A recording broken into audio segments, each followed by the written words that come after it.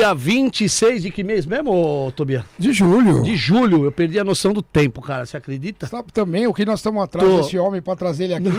Quase. Não, mas você falar. Faz 3 semanas mas que falar nós que nós estamos atrás do homem pra trazer ele aqui. No bom sentido. Bom. Aqui é no bom sentido. A gente tem que explicar que aqui é tudo macho alfa. Como eu digo, né? Na polícia, se tiver 50, você tem 50 macho alfa na parada. Bem-vindo ao Diário. É nóis. Seja bem-vindo ao Diário de Polícia. Até mesmo tá em casa porque é amigo da Polícia Civil, é Graças amigo da Polícia a Deus. Militar, enfim. Mais um amigo. É amigo de todo mundo. Aí, Adeval. Boa noite, boa noite, boa noite. Seja bem-vindo. Muito obrigado pelo convite. A pergunta que a gente sempre chega aqui no Diário de Polícia já chega daquele jeito. Quem é Ricardo Salles? Bom, eu sou advogado daqui de São Paulo, me formei no Mackenzie, casado, 2 filhos, mais 2 filhos da minha segunda mulher, portanto 4. Um cachorro espetacular que eu adoro, Meg, tá nas minhas redes aí, um Bernese gigante. Eu fui sou um dos fundadores do Movimento Endireita Brasil, de 2006, 16 anos atrás, muito antes de nascer essa turminha aí de Vem Pra Rua, a MBL, o Escambau, a gente já tinha lá o Movimento Endireita Brasil defendendo as mesmas coisas que a gente defende hoje. Fui secretário particular do governador de São Paulo, Geraldo Alckmin, depois fui secretário de Meio Ambiente do Estado de São Paulo e, por fim, ministro do presidente Bolsonaro. A gente vai chegar em segurança pública daqui a pouco, você agradecendo a sua presença, que sempre prestigia o Diário de Polícia. A sua opinião sobre o ministro que hoje ocupa esse cargo, Joaquim Leite. Então, o Juca, pra gente chama ele de Juca, né? O Juca, era meu secretário quando eu era ministro. Então, quando eu saí do ministério, o presidente falou, olha, você tem que indicar alguém para ficar no teu lugar.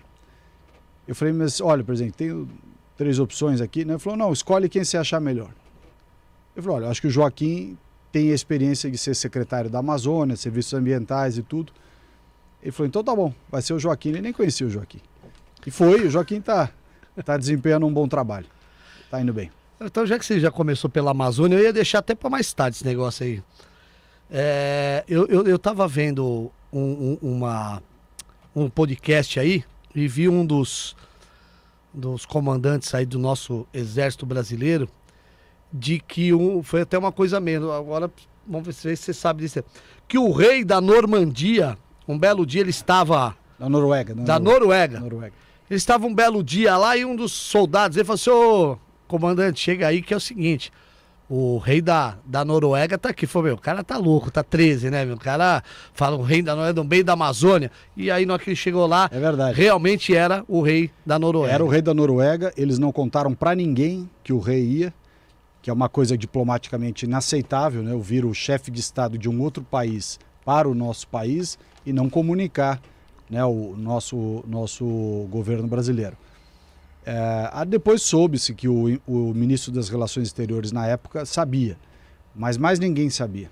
Isso mostra também essa certa petulância, essa postura que os europeus têm com relação à Amazônia como se fosse algo deles, assim, como se a Amazônia fosse uma coisa de todo mundo. E não é de todo mundo, a Amazônia é brasileira, pertence ao Brasil e essa turma para vir pisar aqui tinha que pedir autorização. Eu até sou defensor de uma ideia que a turma acha meio polêmica, mas eu acho que estrangeiro para ir para a Amazônia tinha que ter um visto diferente do normal, ou até efetivamente um visto, porque alguns países não têm visto, tem a norma da reciprocidade, então quem não exige visto de nós também não exigimos.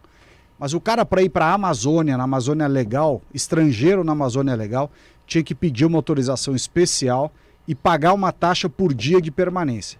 Aí você ia parar de ter essa quantidade enorme de ongueiro europeu, missionário europeu, um monte de europeu que vem aqui fazer sabe sei lá o quê, transitando na Amazônia por anos a fio, entendeu? Você cobra do cara que nem tem Fernando Noronha, R$100 por dia. O cara vai ficar lá 30 dias na Amazônia perfeitamente, recolhe 3 conto. Vai ficar 45 dias, 4,5 pau, e assim vai. Não, porque na verdade se a gente for olhar a Amazônia mesmo, tudo bem, eu já fui pescar algumas vezes na Amazônia. Não, mas você é brasileiro, você pode ir quantas vezes você quiser. Mas eu encontrei coisas lá que depois eu falava assim, não, mas isso é verdade. E o pessoal falava que não. Eu encontrei muito gringo. E teve uma época que eu encontrei 2 caras, parecia aqueles caras que você... Quando tem aqueles filmes da África, que aquele cara tem aquele chapéu meio bege, a roupinha bege, aqueles caçadorzinhos, né? E uns caras com aquelas roupas muito estranhas.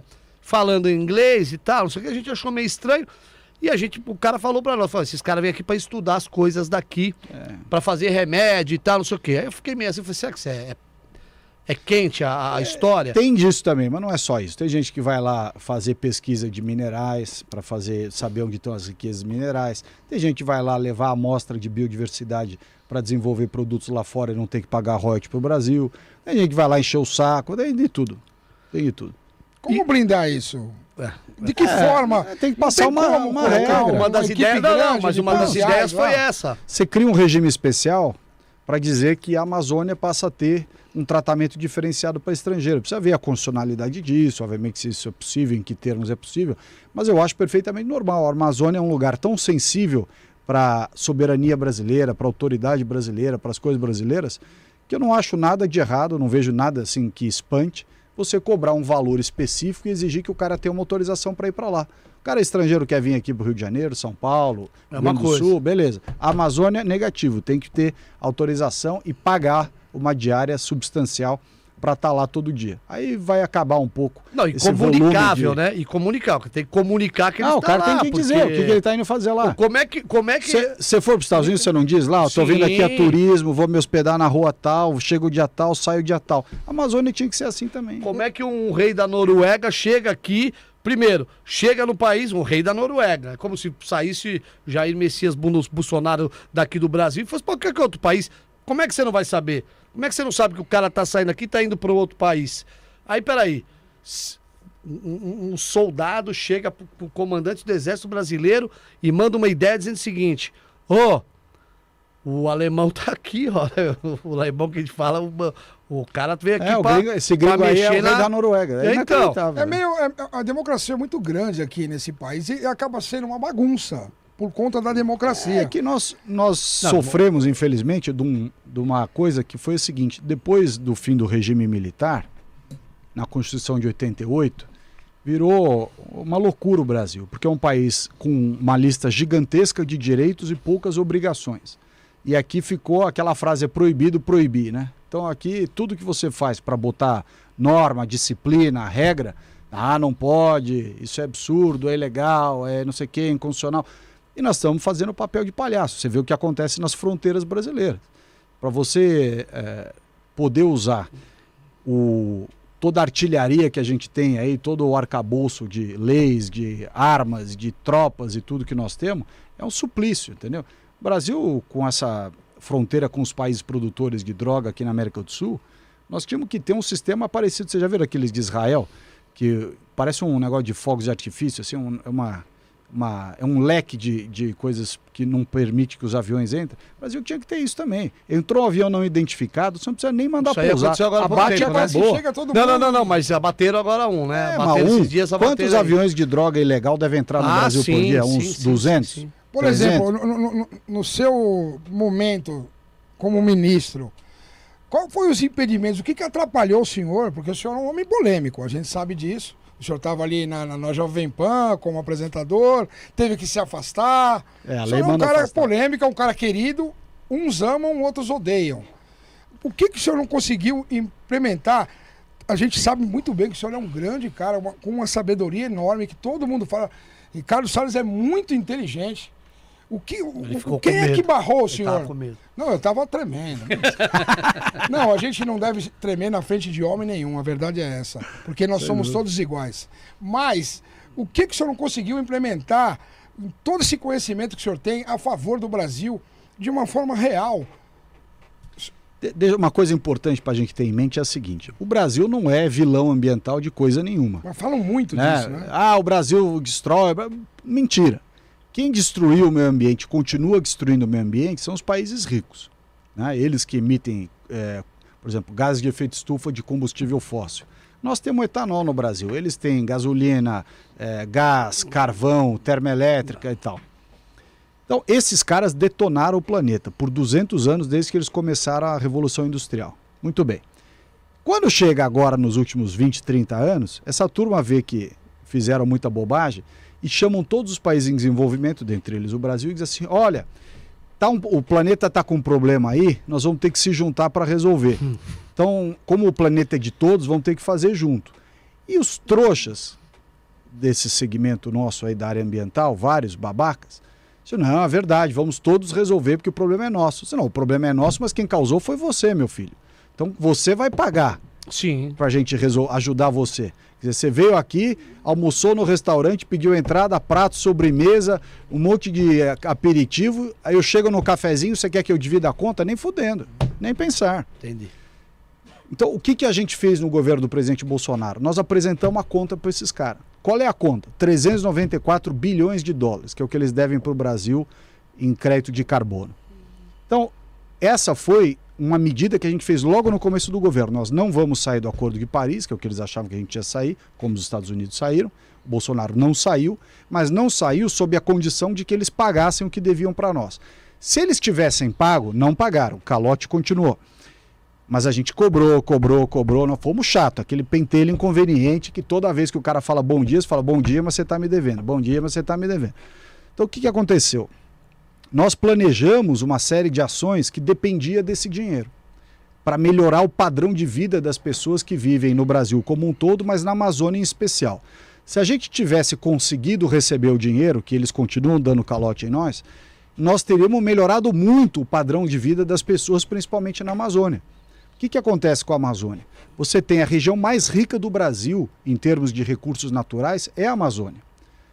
Maior quantidade de ouro, diamante, cassiterita, minério de ferro, óleo, gás, madeira, biodiversidade, fauna, flora, água doce. Nosso, 10% da água doce. Nióbio, 10% da água doce do planeta está na Amazônia. Tá, é a maior riqueza brasileira em termos de recurso natural está na Amazônia. Por outro lado, os 23 milhões de brasileiros que vivem na Amazônia convivem com o pior índice de desenvolvimento humano.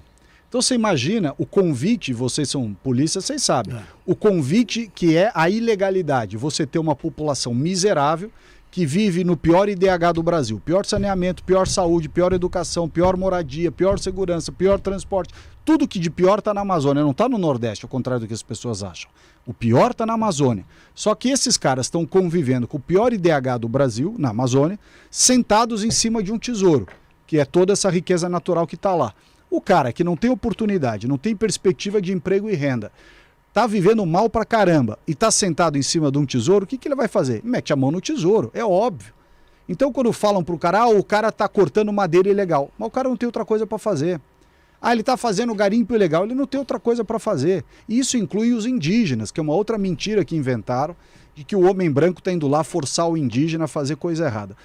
É mentira. Os próprios indígenas querem produzir pecuária, Sim. Querem fazer garimpo, querem ter mercado de madeira, de manejo florestal. Eu fui a várias reservas indígenas, conversei com os indígenas. Tem até uma história engraçada, vou contar em um segundo aqui. Fui lá em Rondônia, fazer lá uma tentativa de conciliação lá do setor madeireiro com o IBAMA e tal, tava uma confusão danada, os caras tinham posto fogo no helicóptero do IBAMA, uma confusão. E aí nós fomos sobrevoar uma área indígena, lá tem 3 reservas, uma do lado da outra, Zoró, 7 de Setembro e Roosevelt. A gente foi nessa reserva Roosevelt e tinha lá uma fenda no meio da mata, né? Você olha a Amazônia de longe, aquele tapetão verde, assim, e aí, quando você está pertinho, você vê algumas cicatrizes, que é onde tem o roubo da madeira, onde tem o garimpo ilegal. E a gente pousou com os helicópteros do IBAMA, eram 2 helicópteros. Você não pode desligar o helicóptero, ele fica ligado, para você que tiver que correr, você está com o helicóptero ligado, você não desliga. Ele fica inquieto. Mas não levam os polícias junto, leva, uns mas fuzil? Mas os caras também tem, né, meu? Quando a gente foi pousar, você via de cima do helicóptero a indiarada correndo para todo lado lá. Era tudo índio. Aí veio mulher, homem, os mais velhos, as crianças, tudo. Por último veio o cacique, que era jovem, não tinha nem 40 anos. E aí, conversando com ele, eu falei, você sabe que aqui, né, não pode, vai ter que inutilizar as máquinas. Ele falou, não tem problema. Ele sabia que eu era direitinho. Estava aí o governador, o ministro, o governador. Pode destruir, a gente vai comprar outra semana que vem. Eu falei, como assim? Ele falou, a gente compra outra. Eu falei, mas por quê? O que acontece? Ele falou, não, é só isso que a gente tem para fazer aqui. A gente quer ter acesso aos bens materiais, mandar filho para a escola, mandar filho para a universidade, quer comprar remédio. E a única maneira que nós temos de ganhar dinheiro aqui é essa, ou é garimpo ou é madeira. Para comer, né? O próprio índio. Eu até perguntei para ele, quanto você tira por semana aqui? Sabe quanto o cara tira? Um índio no meio de Rondônia. Merreca. 40 mil reais. Merreca nada. 40 conto. Como é que você vai virar para um cara desse e falar assim, olha, abre mão de ganhar 40 pau por semana, porque a Greta lá na Estocolmo, lá na Suécia, vai ficar triste, porque o DiCaprio vai ter problema lá em Nova York, o que a Gisele Bündchen, não sei o que, o cara vai falar, foda-se todo mundo. Ninguém veio aqui me dividir o que eles têm, eu também não sou. Quantos anos, né? É preciso entender o mecanismo que está por trás dessas coisas ilegais. Na medida em que o cara está sentado em cima de um tesouro de recursos naturais e não tem opção de vida, ele vai fazer não, o que que ele acha que o direito é dele também, né? Dele, exato. Nasceu lá, viveu lá, é o direito dele. Então, o grande desafio é fazer as coisas, desenvolver regras que ele possa fazer tudo isso sem ferir o meio ambiente. Para isso que existe a licenciamento sem ferir, na verdade, o mundo inteiro. Tem uma passagem rapidinha também. Eu tive em Manaus, né? A gente foi fazer pescaria. A gente faz pescaria. A gente atracou em Barcelos. O senhor teve em Barcelos? Já tive em Barcelos. O senhor viu que absurdo? aquele povo simples, humilde. Tem um médico na cidade. É uma favela, irmão. A cidade de Barcelos é uma favela com crianças se prostituindo, se oferecendo pro barco de selva. Isso aí a gente sabe bem como é que funciona. Se oferecendo... Então, pra quem vai pescar lá, sabe. Eles gostam até de te receber bem, porque parece que eles querem que vá mais gente pra lá, que leve mais riqueza pra lá, alguma coisa, mas ao mesmo tempo... Esse pessoal que faz essa parte, que fica milionário, enfim, e ganha muito dinheiro, tirando todas as... Na verdade, eles arrumam uma confusão e quem poderia resolver essa confusão não quer resolver. Me na parece verdade, que todo mundo quem está querendo que preserve é o... Não, quem quer que preserve é o pessoal lá de fora. Nós poderíamos fazer uma coisa assim, mais administrativa, falar para os caras, ó, só que tá tendo um problema assim, assado, o pessoal quer mais... Por que esses países, então, não chegam e não banca, como o Ricardo falou, banca o que foi pedido para todo esse atraso que esses teve caras só enrolam, um bando de hipócritas. Só aproveitaram, então, né? Gostam de cagar a regra aqui no Brasil, ficar dando dinheiro na cara das pessoas e ficar o dedo na cara. E a hora que você fala, ô meu filho, paga aí o que você está devendo. Ele não paga. Então, quando o senhor exerceu como ministro, o senhor não conseguiu... Qual foi as coisas positivas que o senhor conseguiu? Não, muita coisa nós fizemos. Por exemplo, nós fizemos o marco legal do saneamento. O país, o maior problema ambiental brasileiro, ao contrário do que os esquerdinhas ficam falando de Amazônia, mudança climática, o maior problema ambiental brasileiro é falta de saneamento.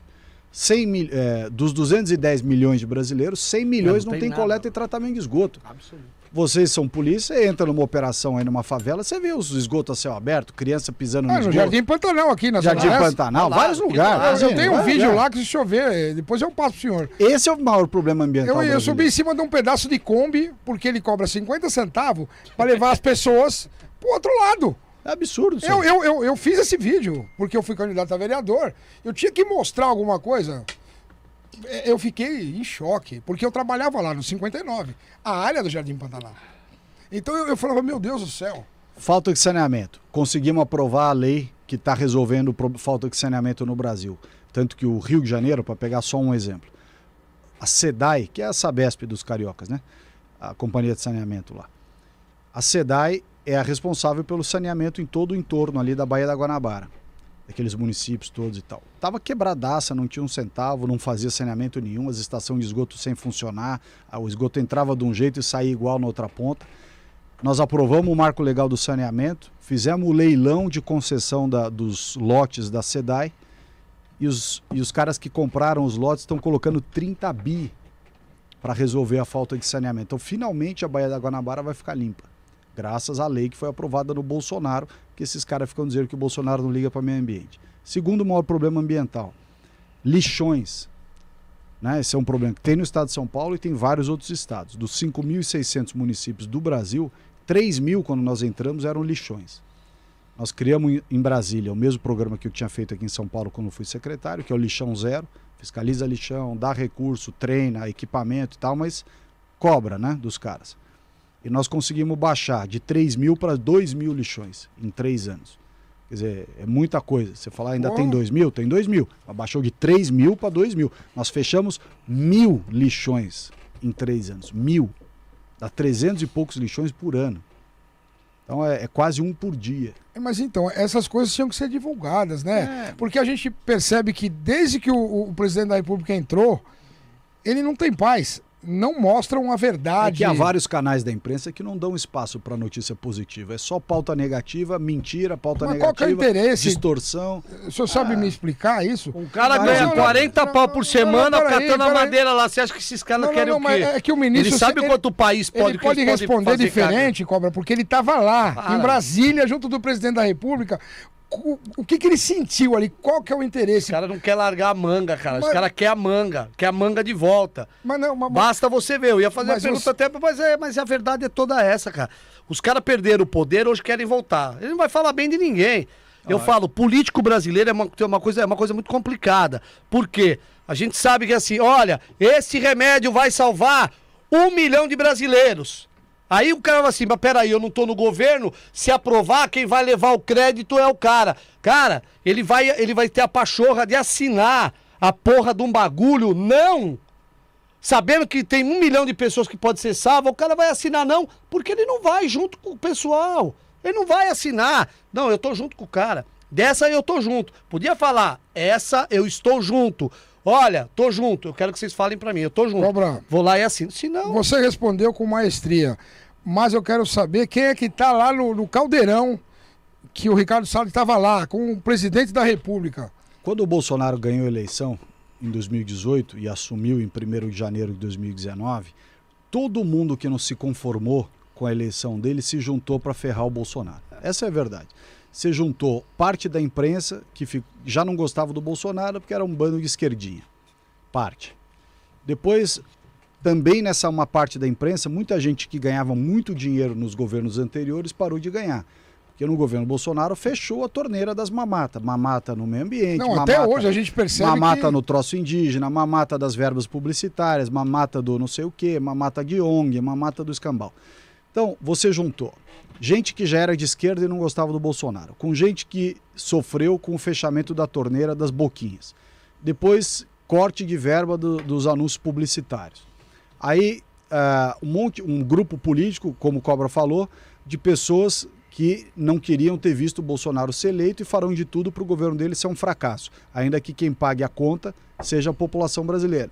Então você tem uma série de fatores que se somam e montam esse caldo de pessoas, de instituições, de autoridades, de membros da imprensa, membros da academia, membros da sociedade civil, de ONGs, disso, daquilo, associações e tal, que se juntaram, cada um à sua maneira, para atacar o Bolsonaro dia e noite, atacar todos os ministros, atacar tudo que o governo faz, distorcer a verdade, esconder as coisas boas e exacerbar os problemas. Tem problema? Lógico que tem problema. Todo lugar tem problema.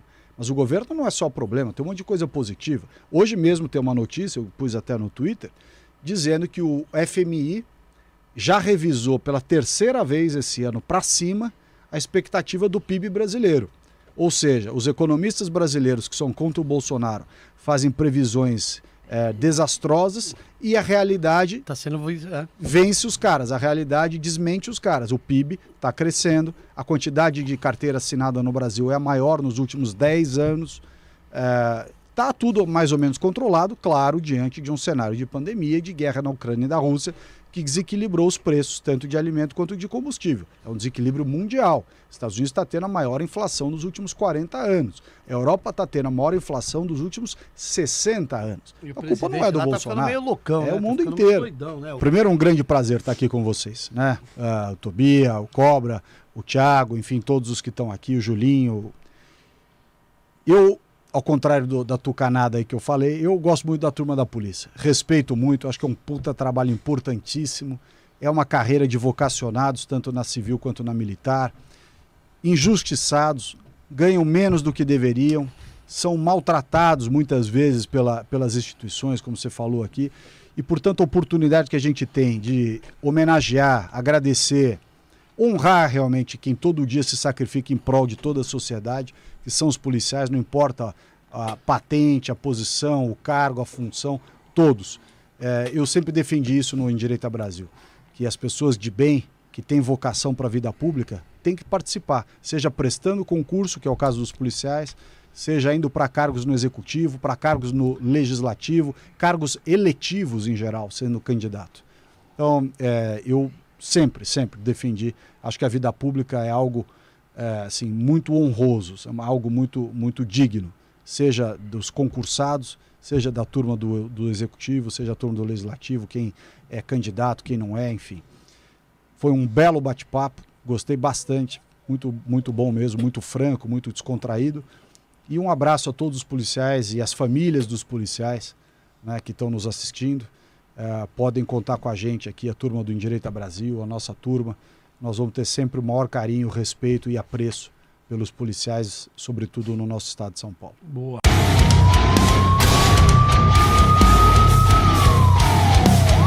Buenas noites, senhoras e senhores. Hoje o senhor Tobia. Boa noite, Tobia. Você tá bem, né? Boa noite, Marco Cobra. Então tá tudo bem contigo? Graças a Deus, na santa paz. Mas hoje a gente precisa tomar muito cuidado, porque aqui ele chegou, hein? A gente, quando brinca com alguém de paraquedas, calça branca, o que quer? Que o cara é um novato. E hoje nós somos novatos porque nós estamos na frente, se não for um dos maiores que nós já tivemos, que detém recorde e tudo mais de audiência. Então, meu amigo, hoje a gente não pode dar mancada. Mas hoje a gente não dá, mano. Já ganhamos um presente, eu vou te dar um presente que... Você já ganhou antecipado nos bastidores?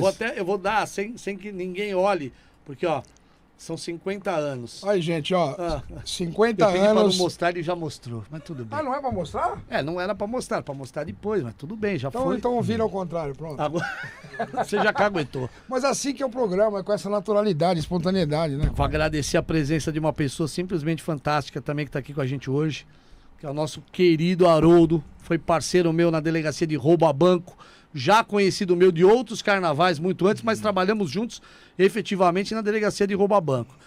E aí agradecer que tem um podcast, nós somos convidados, fomos lá, eu e meu querido Tobia, nós fomos até lá, fomos agraciados por esse convite. Temos aí o prazer de estar com o nosso querido Haroldo, que é o detentor do Cerveja Lenta, para quem gosta de beber. Tá aí, Haroldinho, dá sua boa noite. E eu vou, posso, com certeza ele deve ter lido alguma coisa. Apresente hoje o nosso entrevistado. Pessoal, gostaria de agradecer imensamente esse convite feito pelo Marco Cobra, pelo policial Tobia. Tá nessa mesa ao lado desse ícone do jornalismo, né? Esse nobre deputado que tem uma vasta história pela essa cidade bandeirante. Agradecer imensamente do fundo do meu coração. E já que ele vai se apresentar, eu vou fazer uma pergunta. Para quem não sabe, o Afanásio foi o criador, né, do Disque Denúncia e do Salvamento dos Bombeiros. É isso? Então, deputado, muito obrigado pela presença nessa mesa ilustre aqui. Oh, foi bem. Obrigado. Já dá para substituir o Cobra ou eu? Bom, eu que agradeço a vocês a lembrança do meu nome, não é? E estava perguntando a vocês há quanto tempo que vocês fizeram a escola de polícia, ou academia, não é? Então essa academia que vocês estudaram, eu inaugurei. Eu entrei na escola de polícia em 1970, meio ano na rua São Joaquim. E o restante do ano, mais 6 meses, nós inauguramos a academia na cidade universitária. E eu fiz um curso de investigador de polícia. Na época em que você, para entrar na escola de polícia, academia de polícia depois, você tinha que fazer um vestibular.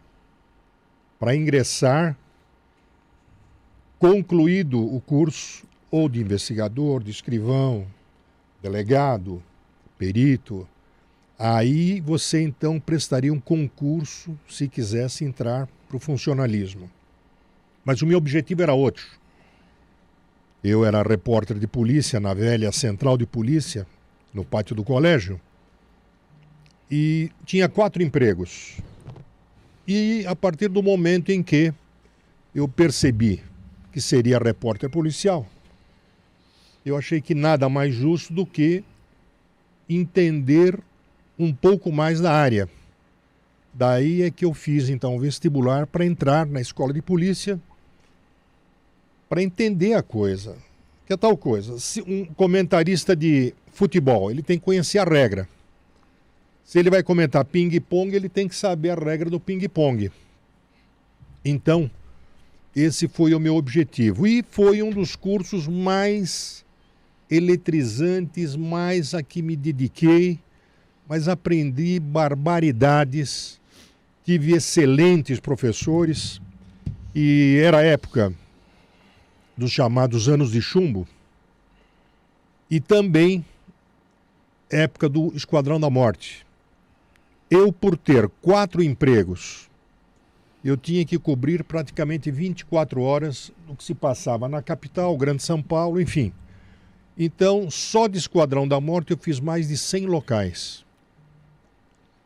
Anos de chumbo, tudo que aconteceu na capital e Grande São Paulo, eu também cobri. Atentados terroristas, a bomba lá no quartel do 2º Exército, enfim. Então, era muito trabalho.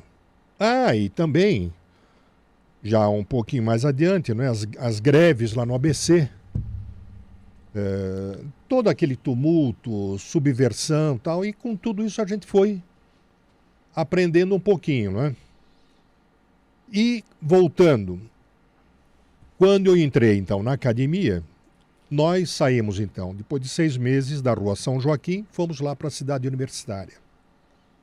Bom, não havia estande de tiro, lá era um alagadiço total, não havia também o prédio ainda que depois foi do DENAR, que Polícia Científica, não havia nada, era um campo não, era um alagadiço.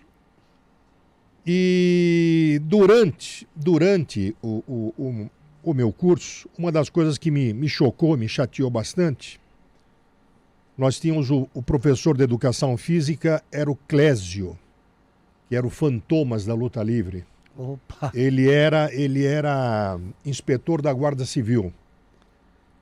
E era o que dava aula para nós, para minha turma pelo menos.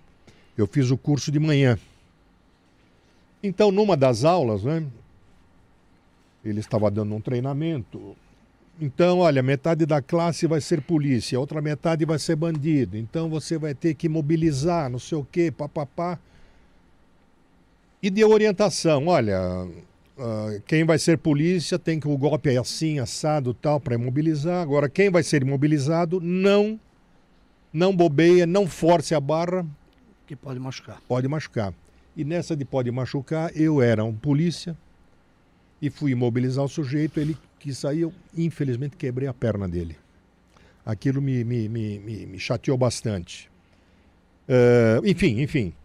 Então eu tive bons professores, nossa, local de crime, Carlos Quedi, prática de investigação, Atos Tescarolo, policiais que alguns eu já tinha escrito notícias de ocorrências com eles, outros é o que eu conhecia pela fama deles, né? Que eram pessoas. E investigação policial era o doutor Coriolano Nogueira Cobra. O doutor Cobra era uma. E outra, hein? Eu não sei como é que é hoje lá a academia, mas quando eu estudei, quando eu passei por lá, o professor entrava na classe, todo mundo recebia de pé. Sinal de respeito. O doutor Cobra, ele fazia a chamada, ele não levantava o rosto, ele só ficava lendo, chamava o nome, e presente, tal, ausente. E a sala, olha, você ouvia o pernilongo, tal, todos em silêncio, e ai daquele que tentasse responder por um ausente. Ele sacava O ouvido. o ouvido. Exatamente. E outra coisa, no aniversário dele, eu não lembro, nós quisemos fazer para ele uma surpresa, né? Então, surpresa, tal, papapá, ele vai gostar, aquela coisa toda. E as meninas, então, da classe, né? Providenciaram lá um bolo, alguma coisa nesse sentido, né? E quando ele entrou, a primeira coisa que ele fez, né? Todos em pé, pode sentar, tal. Ele falou, bom, a festinha vai ser agora ou no final? Que negócio é esse? Como é que quem vazou? Quem é que deu com a língua nos dentes, né? E encerrada a aula eu perguntei, mas professor, era sigilo, tal, como é que o senhor soube? Ele falou, se eu não soubesse, eu sou tira, entende? Então são umas sacadas assim, que ele falou, se Se eu não soubesse, se não descobriu, sei lá, não sei como é que ele descobriu, mas... Então eram ensinamentos, sabe, que você tinha. E outra, não é? Tem muito polícia, entre aspas, né, que diz que fez, aconteceu, tal, mas tem alguns que não saem da delegacia, tal, pilotam máquina de escrever, e, com todo respeito aos escrivães, tal, entende? Mas tem alguns que contam muita lorota, não é? Agora, ele tinha história. Eu já tinha entrevistado o Dr. Cobra como repórter quando ele era diretor da Polícia Técnica, no Instituto de Polícia Técnica que funcionava na Rua Quirino de Andrade. E depois eu fiz matéria com ele, contando a história dele, quando ele elucidou o assalto dos 500 milhões de cruzeiros do Banco Moreira Salles.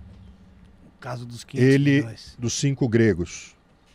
Ele elucidou aquele crime, ele e a equipe, no caso, em justamente, precisamente um mês. Um mês. E ele ganhou de presente do Banco Moreira Salles, porque o que eu soube na época, que o banco queria remunerar, queria gratificar os policiais, porque haviam recuperado boa parte do dinheiro roubado. 500 milhões de cruzeiros, hein? Cruzeiros. Recuperaram 490 e tantos. Então, o que acontece? Ele falou, não fizemos nada além da obrigação. E eu lembro que ele ostentava com muito orgulho, na sala de aula, um relógio que ele ganhou do banco. Então ele abria a capinha do relógio e atrás estava a data do roubo e a data do esclarecimento. Estava gravado, né? Você que é neto dele, eu até tenho uma curiosidade. Esse relógio, onde é que foi parar? Com quem está esse relógio? Provavelmente quem tem essa resposta e deva saber aonde foi é a dona Tereza Cobra, que é a minha tia, né? Filha do Coriolano, irmã do meu pai. Ela é uma conhecedora de Coriolano Cobra. Meu avô faleceu quando eu tinha 18 anos de idade. Eu conheci bem meu avô. Ele faleceu com quantos anos? Olha, ele faleceu em... Eu estava com 18. Agora, para mim fazer conta, eu nasci em 68. Tô velho já. 68 mais 18. Vai, faz a conta aí. Bom, mas enfim. Então eram grandes policiais. Então, na época nós tínhamos lá na Academia de Polícia um carro-crime. O carro-crime, não sei se existe ainda, se continua lá, pelo menos no museu, que era um carro, um furgão que veio dos Estados Unidos no programa Ponto 4, que os Estados Unidos tinham interesse em equipar as polícias, dar orientações técnicas, isso, aquilo, né? E eu lembro que por 2 vezes nós saímos da academia, acompanhando professores, fazendo local de crime, com aquele carro, aquele furgão, carro-crime. Enfim, são histórias de 1970 que eu estou contando para vocês, mas eu estou à inteira disposição de vocês aqui, temos muito a conversar, né? Embora, quer dizer, tal coisa, mais de meio século de atividades, principalmente nessa área, história a gente tem demais. Então fiquem à vontade, estou aqui para receber os... É verdade que o senhor é detentor do Guinness Book, com o maior número de localização de pessoas desaparecidas? Sou. 75, se eu não me engano. 1975? Não. Menos, 1975 não. Não, 75 deixa eu de pessoas que foram encontradas deixa eu contar para vocês. Bom, eu tenho muito orgulho. Hoje, este ano de 2022, o rádio está comemorando 100 anos. 100 anos. E eu tenho muito orgulho, sem vaidade, mas muito orgulho de ser o comunicador mais ouvido em toda a história do rádio. em agosto de 83, Que o recorde é esse. 1.041.000 pessoas me ouvintes ouvindo o por programa. minuto. Na Rádio Por Capital. Isso não, Globo. isso foi na Rádio Globo, Rádio Globo. em agosto de 83. E esse número jamais será superado. Por quê? Porque de lá para cá, muitas emissoras AM, FMs foram se instalando, rádios piratas e tal. Então, e outra, a televisão passou a ter uma programação matutina também e a audiência se espalhou. Então, eu tenho esse orgulho, quer dizer, de ser o comunicador mais ouvido da história nesses 100 anos de rádio. E o deputado mais votado em 85, 585 mil votos. 86. 86. 558.138 votos. Se a gente fizer uma analogia para os tempos de hoje, o que eram de eleitores, ele é recorde sempre. Bom, É. foi uma votação estronda, né? É. Estrondosa. E você me perguntou nessa localização de pessoas. Eu já estava na Rádio Capital, na sessão Gente Procurando Gente do meu programa. Bom, eu localizei mais de 500 pessoas. Aproximei mais de 500 famílias, enfim. 75 anos é o... Então, o recorde Duas primas. planetário, hein, até hoje, através do programa da sessão Gente Procurando Gente, localizei duas primas que não se viam há 75 anos. Então, de lá para cá, muitos programas de rádio se colocaram também para localizar pessoas, alguns programas de televisão, mas nenhum deles no mundo conseguiu essa marca. Então, tal coisa, eu posso dizer a vocês que eu sou totalmente gratificado e totalmente, como é que eu vou lhe dizer?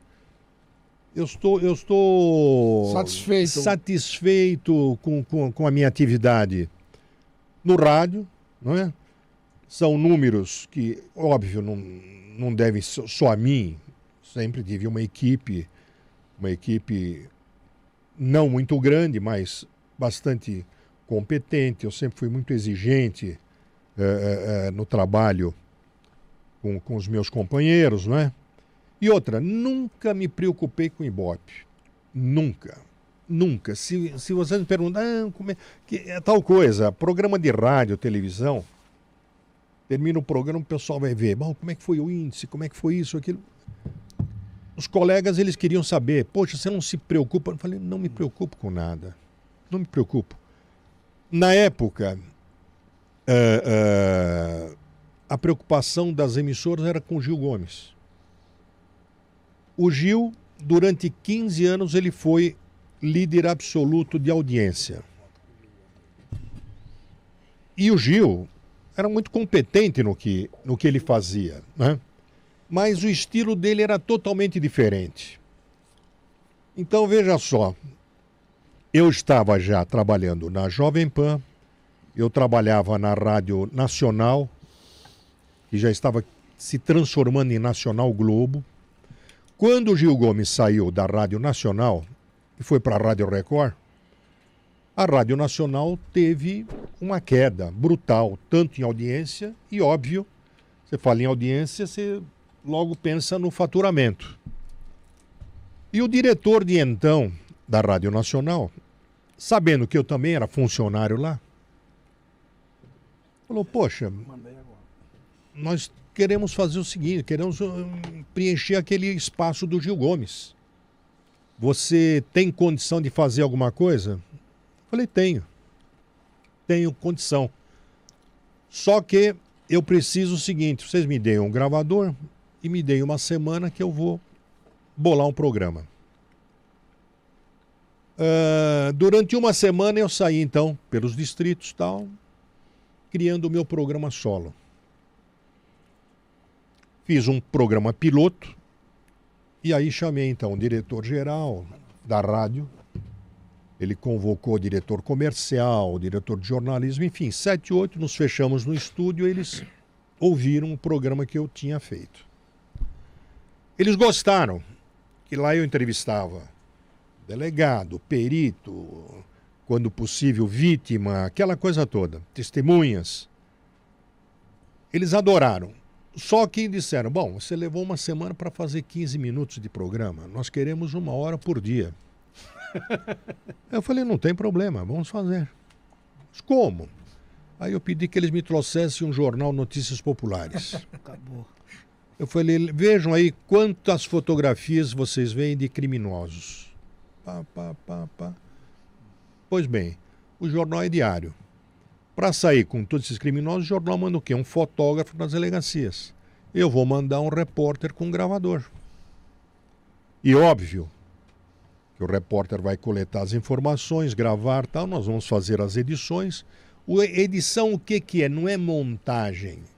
A edição para um programa de rádio, televisão, é você cortar o excedente, quer dizer, você não está entrevistando um cardeal e nem um catedrático da USP, você está falando com um bandido, com um vagabundo, ele vai falar um palavrão, isso então nós precisamos enxugar e, lógico, o programa tem a sua métrica e dentro dessa métrica tal, nós vamos estabelecer um programa de rádio. Bom, o que acontece? O Gil Gomes tinha um estilo dele. Ele fazia um programa um tanto quanto dramatizado, romanceado. E algumas pessoas se queixavam, porque o sujeito pegava às vezes a lotação lá em São Miguel, chegava na Praça da Sé, não tinha terminado a história. O cara descia do carro frustrado, porque ele não sabia o final. Então nós rompemos isso. Porque enquanto o Gil... Veja, era uma estratégia de trabalho. Começo, meio e fim. De trabalho. Não. Ele tinha um estilo. Ele tinha um estilo próprio, tal. Nós montamos o programa para combater. Entendi. E a minha formação era eminentemente jornalística. Ou seja, o máximo de informação no mínimo de espaço. Então, o que acontece? Enquanto o concorrente, no caso era o Gil, enquanto ele dava, digamos, 1 ou 2 matérias por dia, nós dávamos 10, 15, e variando, entrevistando, pá.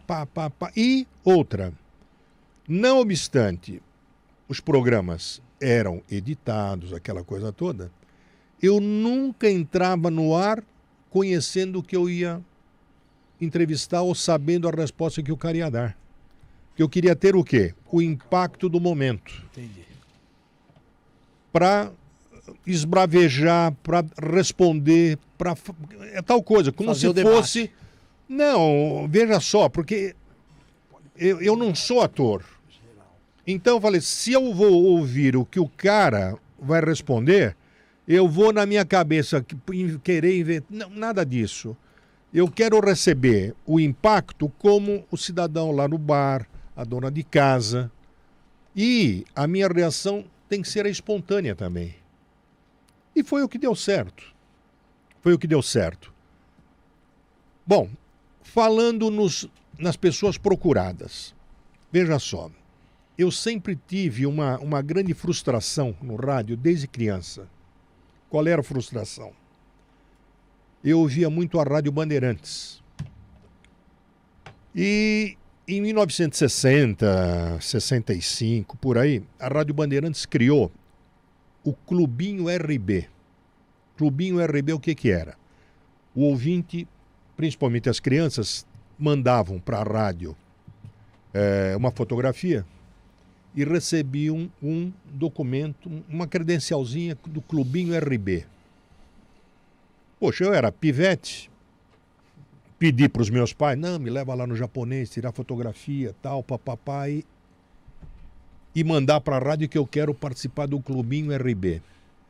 Fiz isso e nunca recebi esse documento, essa carteirinha do Clubinho RB. Aquilo me frustrou barbaridades. Aí o que ocorre? Quando eu comecei com um programa solo na Rádio Globo, chegou uma altura que não tinha matéria. Faltava matéria. Eu tinha que completar praticamente 1h30 de programa. Falei, poxa, eu tenho que preencher isso com alguma coisa. Então, havia lá o quê? Algumas cartinhas de pessoas procurando outras. Eu comecei a ler essas cartas. Olha, perdeu o parente há 15 dias, tal, eu noticiava, localizava a pessoa. Aí, a partir do momento que você localizava uma pessoa, o número de cartas já aumentava. Opa, esse cara está localizando, eu vou escrever, eu também estou procurando. O meu primo que veio lá do norte, outro que veio não sei o quê, há 15, 20... Falei, pô, mas 15, 20 anos... Tinha que preencher o espaço. Eu comecei a noticiar e comecei a localizar essas pessoas. E era tudo na carta, Então, né? Não tinha essa velocidade que tem a internet hoje. Não, era o negócio carta. era uma carta. dificuldade, Não, né? e outra coisa, e mais uma. Muitas pessoas mandavam 2 vezes ou 3 vezes a mesma carta. Olha, a mesma carta. 3 vezes uma carta procurando a mesma pessoa. Então eu já evoluí, ou seja, a pessoa me mandava uma carta, eu mandava uma outra para ela dizendo, foi recebida a sua carta. Responde aqui o pessoal Foi não faz recebida a hoje, sua carta. Aguarde que Respeito vai pro ar. com quem está te Porque acompanhando. Eu lembrava do Clubinho RB. Cara, escreve, se ele parou um determinado dia, quantas folhas ele rabiscou, jogou fora, tal, para chegar com aquele garrancho, tal, tô procurando. Então, eu falei, não, a pessoa manda uma carta, ela tem que receber outra, dizendo, a sua carta foi recebida, foi lida, vai ao ar oportunamente. Então, dessa forma, o programa foi se desenrolando, fomos localizando pessoas, uma desaparecida há 5 anos, 15, 20, 30, 40, 50, até chegarmos nesse recorde de 75 anos. Então, nessa trajetória minha pelas rádios, Rádio Globo, Rádio Capital, depois Rádio Líder, Rádio Tupi, localizei mais de 500 pessoas. Quer dizer, reaproximei mais de 500 pessoas. Então isso não tem preço também. Não. Você imagina, porque veja... Você realmente prestou serviço à a sociedade. gente recebia uma carta... Um diferencial gigante. Porque muita gente, por exemplo, sujeito lá do norte e tal, ele chega aqui em São Paulo, às vezes ele pensa que São Paulo é, sei lá, eu vim procurar um manezinho, desce na rodoviária, mas manezinho, aqui você está em São Paulo. Então eles não têm dimensão discernimento da também, grandiosidade da cidade. Então eles pensam, eu vou procurar fulano, todo mundo conhece. E não é bem assim. Fora aqueles que vinham de lá com aquela promessa, né? Eu vou primeiro, eu vou me instalar, arrumo um emprego, depois trago a família. Não, aquele arrumava uma outra muchacha, já esquecia a família tal e desaparecia. E vinha depois a mulher com 2, 3 filhos tal, procurando fulano. E a polícia não tinha, até então, um serviço de procura desaparecidos como hoje. Hoje a coisa está bem adiantada. Sim. Mas não está muito ainda, né? E dessa forma, a gente foi ajudando muitas pessoas. E isso é gratificante. Muito. E você disse, há um tempo atrás, né? Alguns minutos atrás, da criação do Disque Denúncia. Como é que surgiu o Disque Denúncia? É tal coisa. Além de apresentar o programa, eu também saía com a minha equipe, continuava fazendo local, tal, para a gente não perder a embocadura, né? E a grande dificuldade da polícia era, chegava numa favela, habitação coletiva, não sei o que tal, um crime, um assassinato. Todo mundo sabia quem foi. Sim. Mas ninguém se apresentava como testemunha. É a mesma coisa, como hoje ainda. Vê um atropelamento, chega lá a polícia, opa, cada um corre para um lado, ninguém quer ser testemunha. Vai arrumar para a cabeça. Principalmente hoje, que aumentou a criminalidade de uma forma violenta. Bom, mas veja só, mas naquela época era pior. Era pior. Pior que o que não, era dias pior, atuais? Não, era pior no seguinte sentido. Pera lá. As pessoas não colaboravam realmente de medo. Então era muito difícil para o policial avançar numa investigação. Você estava no local, mas todo mundo viu, mas ninguém queria colaborar. Eu falei, pô, mas não é possível. Então, pelo programa, eu comecei, gente, vamos ajudar a polícia. Você vai pro trabalho, para no orelhão. Que não tinha celular, não tinha Não essas tinha coisas de nada, não zap, existia não tinha nada nada. disso. de disque denúncia, não tinha. A caminho do seu trabalho, para no orelhão, porque é tal negócio. Se ele ligasse para a delegacia, era aquele papo. Aí eu quero fazer uma denúncia. Qual é o seu nome? Qual é o seu RG?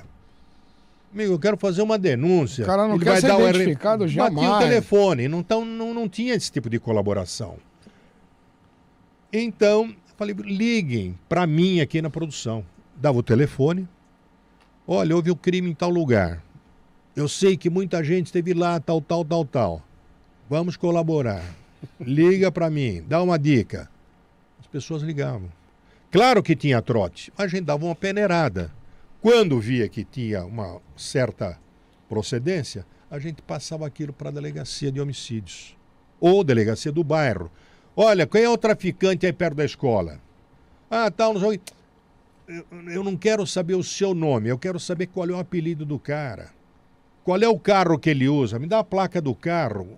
A gente passava para a polícia, o resto a polícia sabia O como senhor fazer. criou no rádio esse disco de denúncia, então. Exatamente. Então, veja só. Num único mês, 19. nós ajudamos a esclarecer 19 assassinatos como ele estudou, tá vendo? só na Nós cidade. estudamos a sua vida, pô, porque não é brincadeira, não. É muita coisa Então, pra veja contar. só. coisa pra- Mas a partir Tem daí... que estudar, né, meu? Mas a partir daí, estava consagrado o disque denúncia. Estava consagrado. Então, foi. Não teve nenhuma represália em cima disso? Porra, se teve. Os caras tentando matar você? Não, matar no não. caso? Não. Eu fui processado várias vezes pela Comissão de Direitos Humanos, Comissão de Direitos da Arquidiocese de São Paulo, isso aí é. Hélio Bicudo. Não, isso aí não. Mais não, de 150 mas o problema é o processos, seguinte, né? sim. Sempre tem Num, um contraditório, num né? determinado momento, eu fui o terceiro jornalista mais processado do Brasil. O primeiro foi o Hélio Fernandes, recentemente falecido, dono da Tribuna de Imprensa do Rio de Janeiro. O Júlio Mesquita, dono do Estadão. E o terceiro eu. Agora, por que eram esses processos? Intimidatórios. Porque a partir do momento que você sofre um processo, você tem que contratar um advogado, você tem que perder tempo no fórum. Então você vai lá no fórum, não, a audiência é transferida porque faltou não sei o quê. Então era uma encheção de saco. Para quê? Para intimidar, para você não fazer. Mas isso aí nunca... Bom, era o problema dos diretores de rádio, que eu não queria... Eu falei, olha, a partir do momento que eu me intimidar, o programa já não vai ser a mesma coisa. Alguém chegou Você- a censurar o senhor nesse sentido? De alguma rádio? Fui Falou, censurado. Afanásio, Não, para com isso aí, não, porque não. isso não ocorreu. Não, ocorreu. Tive alguns diretores mau caráter, Sim. que não vem o caso aqui, um, inclusive está muito doente, espero que a doença o carregue o mais rápido possível, que ele fez mal. Esse Tá é o muito Afanásio que eu conheço. Não, porque ele fez mal para Esse é o tanta gente. Afanásio. Porque ele fez mal para tanta gente, esse canalha. Para tanta gente. Então ele deve estar merecendo o que eu soube que ele está tendo aí. Mas, enfim. Desculpa, você perguntou. Se o senhor for sancionado... se o Ah, senhor- Isso. bom, veja só. Um programa meu foi penalizado, foi tirado do ar um dia. Nós voltamos, insistimos, aí me tiraram uma semana do ar. Censura. Por falar a verdade. E depois a rádio inteira foi tirada do ar. Não, o senhor não foi preso. Isso. Nessa época, o deputado falando alguma verdade, ele vai preso. Mas não era deputado ainda. Então, não. Não, Isso eu aí digo- aconteceu, isso é verdade, mas né? isso aí aconteceu no governo, sabe de quem? Franco Montoro. Franco Montoro tinha sido professor meu na faculdade. Ele, filho dele, ele no primeiro ano, quer dizer, professor. Ele te conhecia. Era o enganador. Porque ele nunca deu aula, sempre foi um enganador. Então ele, teoricamente, Olha o corte. foi hein? meu Franco professor Montoro, no enganador. primeiro ano da faculdade e no quarto ano. E ele assumiu como governador. E ele, então, aí tem um envolvimento político, porque essa altura eu já estava me colocando como candidato a deputado estadual. Então, o Procurador-Geral de Justiça era um outro professor, que tinha sido meu professor também. Então, veja, eles batendo no peito, democratas, isso, aquilo, tal, me podaram dessa forma. Então, eu falei, o quê? Porque ele, quando assumiu, o filho me chamou, eu de política não entendia nada. Eu tinha ajudado, inclusive, a elegê-lo. Falando nos meus programas, tal, enfim, não tinha noção nenhuma do que é política, do que é ser político, nunca me passou pela cabeça ingressar na política.